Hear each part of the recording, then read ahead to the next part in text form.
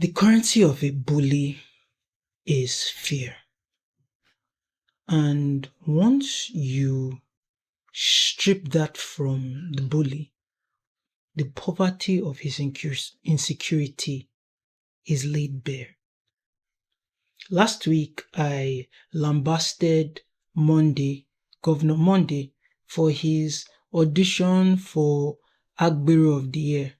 And thankfully, a lot of you agreed with my sentiment. Thank you for the views, thank you for the comments, thank you for the likes on the videos, and thank you for the subscribers.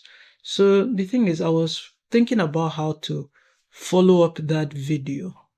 And then, like a woman in the 9th month of pregnancy, Peter Obi delivered. And he delivered what I believe is a masterclass in refocusing on the issue. He showed us that it is okay to use common sense when the world around you is nonsense. So, today we'll break it down.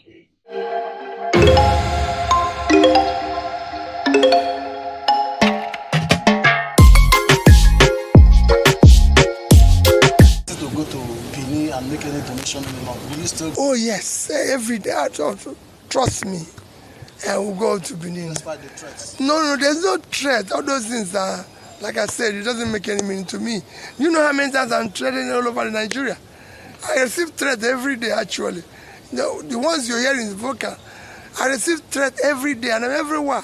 We should stop talking about politics and talking about threats and waste of time. What I want us to always be talking about, how do we build a better future for our society? Our society is not going to work by threatening people. Our society is going to work by investing in people. I went to Benin to invest in a better life of the people of Edo State. Because if they have good nurses, good doctors, they'll live a better life. What the governor should have done is to complement what I'm doing in his state. It should actually be sincerely grateful that I'm working with him. So that right there was beautiful. And beyond just clapping for Peter Obi for his response, I believe that we need to learn from what he has done and move forward.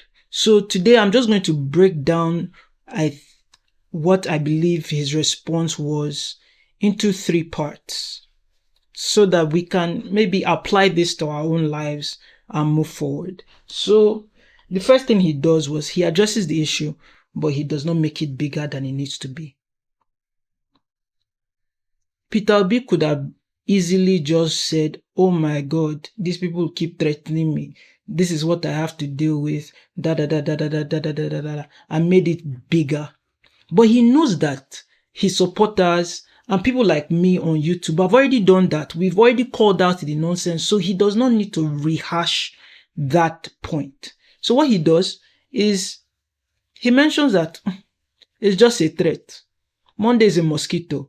I receive threats on a regular basis, even threats that you people will never hear about. Take that, and then we move forward.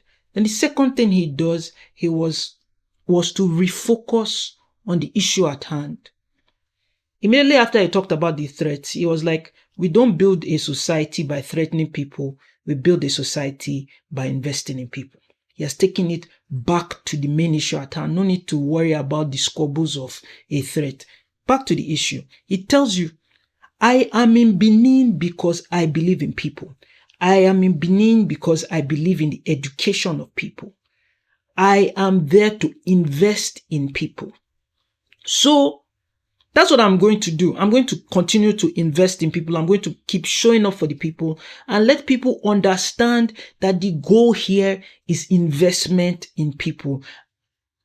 Our country is not going to move forward if we do not consider our most valuable resource, which is the people. And that's what Peter Obi has decided to do with his entire series of philanthropic moves around schools. And the beautiful thing about it is that this response that he gave was in another school. So it's not like he was doing a press conference in a random place and then he mentioned this. And then the third thing he did that I thought was brilliant was to throw it back to the opposition. What he said basically was that, okay, governor has said all these things. This is what I'm doing.